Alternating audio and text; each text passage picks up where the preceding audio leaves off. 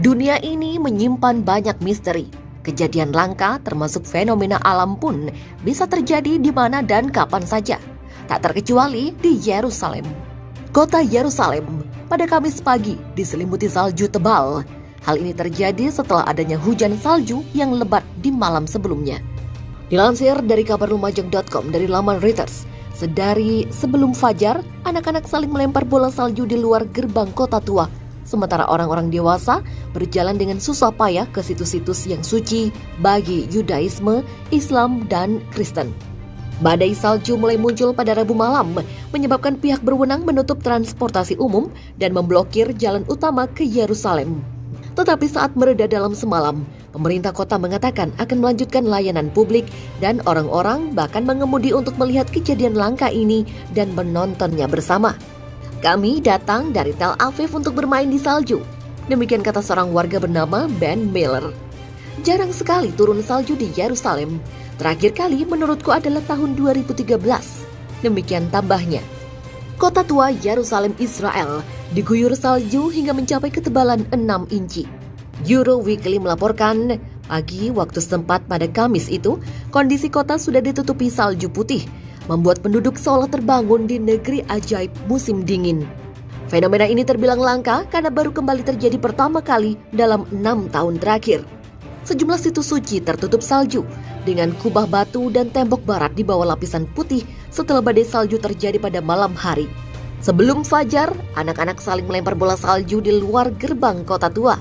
Sementara sejumlah umat beriman berjalan dengan susah payah ke situs-situs suci Yudaisme, Islam, dan Kristen di kota itu. Orang-orang di Istanbul menikmati salju setelah gelombang dingin melanda Turki. Badai salju dimulai pada Rabu malam.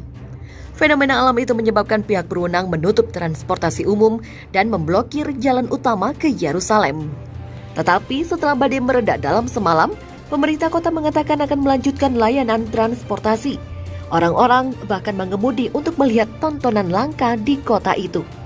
Fenomena cuaca yang langka ini sempat menyebabkan sejumlah gangguan dan mendorong pemerintah kota melakukan penilaian khusus terkait sistem dan layanan pendidikan kota pagi itu. Pertemuan itu dipimpin oleh Wali Kota Yerusalem, Moshe Lion, dan dihadiri oleh Ari Kaplan, Ketua Serikat Guru.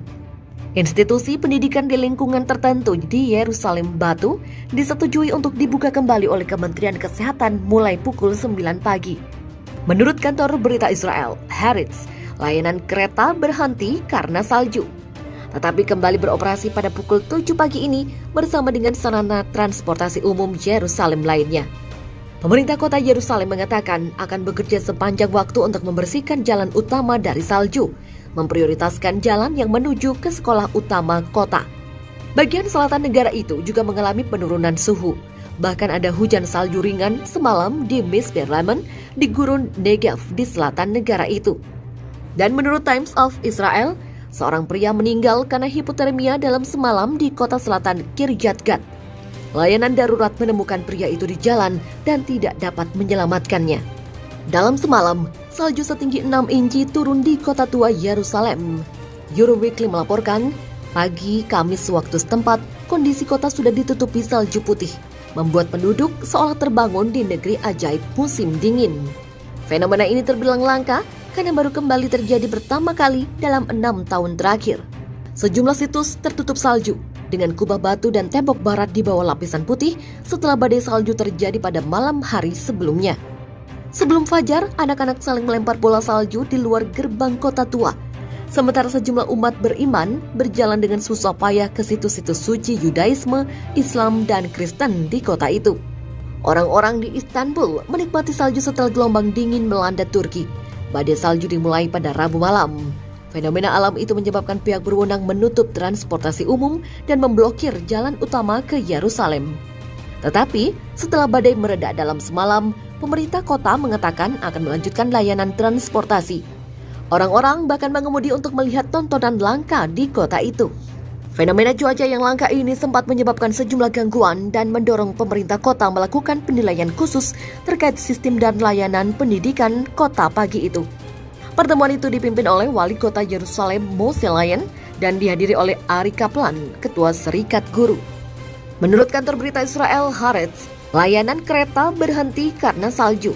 tetapi kembali beroperasi pada pukul 7 pagi ini bersama dengan sarana transportasi umum Yerusalem lainnya.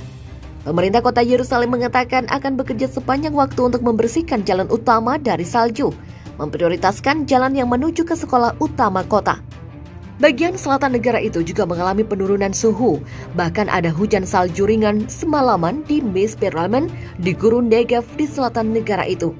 Dan menurut Times of Israel, seorang pria meninggal karena hipotermia dalam semalam di kota selatan Kiryat Gat.